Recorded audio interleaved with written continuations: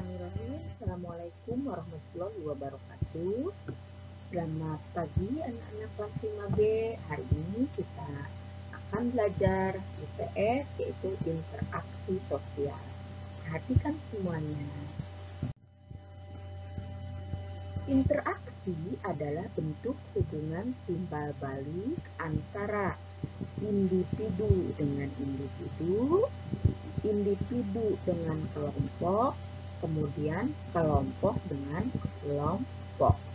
Ya, sekali lagi, interaksi adalah bentuk hubungan timbal balik antara individu dengan individu, individu dengan kelompok, dan kelompok dengan kelompok. Contoh interaksi antara individu dengan individu, misalnya kakak membantu adiknya mengerjakan PR di rumah, ya, atau paman sedang bertegur sapa, misalkan dengan ayah. Kemudian contoh bentuk interaksi individu dengan kelompok, misalkan guru sedang mengajar, ya. Kemudian contoh bentuk interaksi antara kelompok dengan kelompok, misalkan kedua tim sepak bola, ya. Kedua tim sepak bola ini adalah interaksi kelompok dengan kelompok. Interaksi sosial dibutuhkan untuk kehidupan bersama karena manusia tidak dapat hidup sendirian.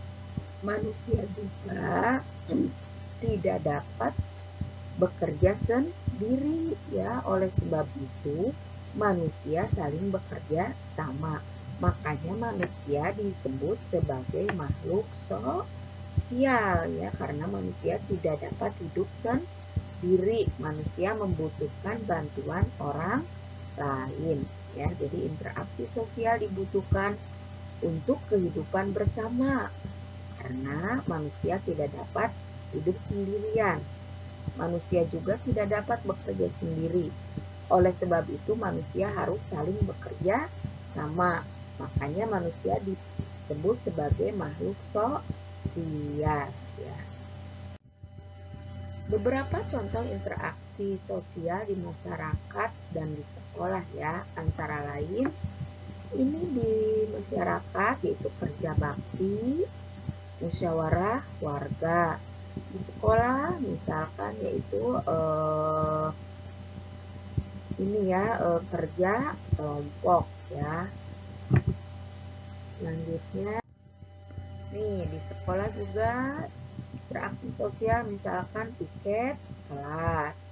Kemudian di rumah juga misalkan membantu orang tua membersihkan rumah atau membantu orang tua membersihkan piring, misalkan, ya, mencuci piring, ya. Itu adalah contoh interaksi di rumah, ya.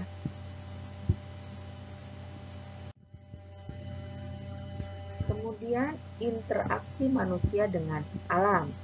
Selain interaksi dengan sesamanya, manusia juga berinteraksi dengan alam.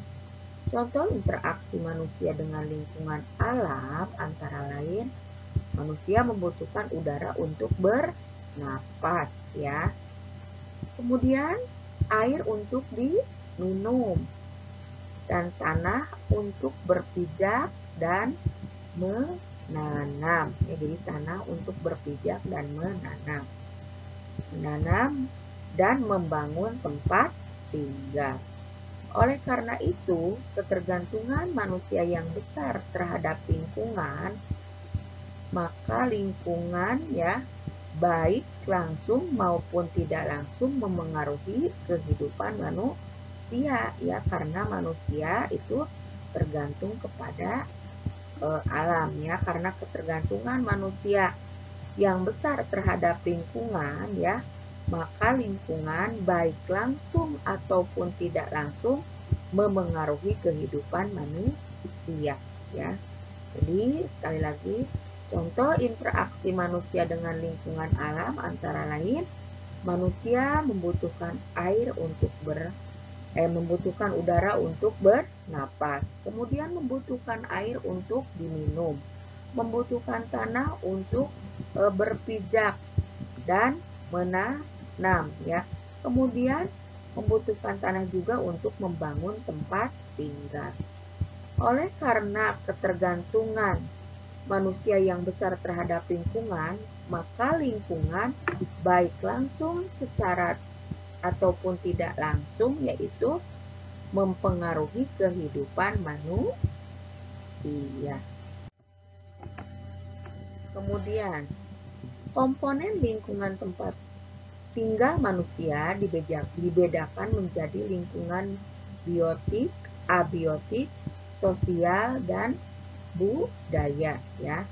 Lingkungan biotik adalah lingkungan hidup yang terdiri atas sesuatu yang bernyawa ya. Apa sih contoh sesuatu yang bernyawa teh? Yaitu manusia ya, kemudian hewan, kemudian tumbuhan jasadrenik ya. Jasadrenik itu apa? Yang tidak terlihat oleh mata. Jadi misalkan bakteri yaitu jasadrenik. Jadi sekali lagi lingkungan itu dibedakan menjadi dua, yaitu lingkungan biotik menjadi 4 lingkungan biotik, abiotik, sosial, dan budaya. Lingkungan biotik adalah lingkungan hidup yang terdiri atas sesuatu yang bernyawa. Contohnya apa?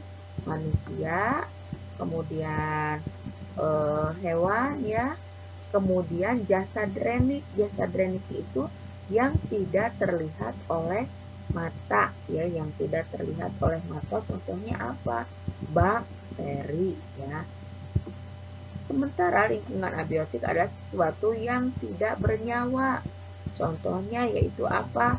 Ada tanah ya, air, udara, sinar matahari, dan batuan ya.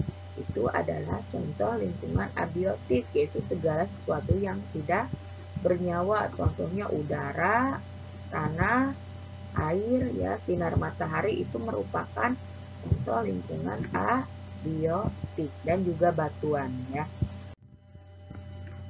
Awalnya interaksi manusia dengan alam bersifat alami ya. Alami itu yakni manusia hanya mengambil dan menggunakan apa yang alam sediakan, yang sudah alam sediakan ya. Namun seiring berjumlahnya jumlah manusia ya, karena manusianya terus bertambah, manusia pun melakukan upaya untuk mengubah alam agar dapat memenuhi kebutuhan hidupnya yang terus bertambah ya. Jadi awalnya itu interaksi manusia dengan alam itu bersifat alami, yakni hanya mengambil dan menggunakan apa yang telah alam sediakan ya. Namun seiring bertambahnya jumlah manusia, manusia pun melakukan upaya untuk mengubah alam nih. Mengubah alamnya yang tadinya ini pesawahan mungkin sekarang sudah habis dibangun oleh perumahan. Kan tadinya hanya manusia itu mengambil yang telah alam sediakan. Tapi karena jumlah manusianya terus bertambah, maka manusia pun akhirnya mengubah alam ya. Contohnya ini sawah-sawah atau ladang mungkin dijadikan perumahan ya. Mengapa manusia melakukan seperti itu, mengubah alam? Agar manusia dapat memenuhi kebutuhan hidupnya yang terus bertambah. Nah, perubahan interaksi ini menghasilkan pola kehidupan masyarakat ya, baik yang tradisional maupun masyarakat yang memiliki peradaban maju. Pada masyarakat tradisional, alamlah yang cenderung mempengaruhi kehidupan manusia. Hal ini dapat dilihat dari petani tradisional yang masih menggunakan sistem sawah tadah hujan. Jadi mereka itu masih dengan pola pemikiran tradisional ya. Jadi masih pola pemikiran lama masyarakat tradisional. Jadi hanya mengandalkan sawah tadah hujan. Sawah tadah hujan itu apa? Ya kalau ada hujan, mereka bisa bercocok tanam, bisa menanam padi.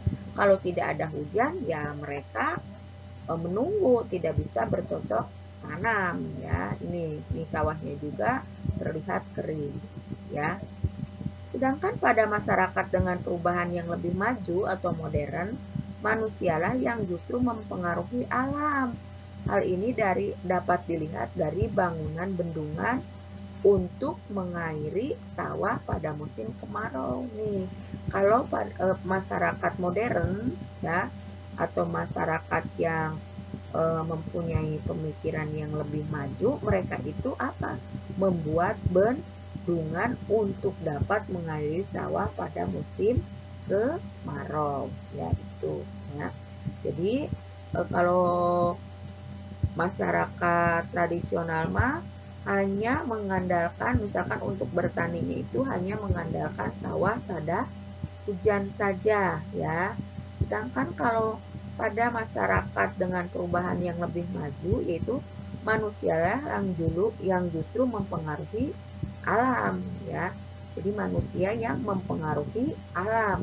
Manusia mempengaruhi alam itu bagaimana nih? Dibuat perubahan, dibangunnya sebuah bendungan ya dengan tujuan untuk mengairi sawah ya. Sedangkan pada masyarakat tradisional yaitu alamlah yang cenderung mempengaruhi kehidupan manusia. Jadi manusia menunggu ya, menunggu dari yang alam berikan. Ya. Selamat belajar, jangan lupa tetap menjaga kesehatan dan kebersihan ya. Tetap semangat ya, walaupun belajarnya dari rumah. Sekian pembelajaran kita hari ini. Assalamualaikum warahmatullahi wabarakatuh.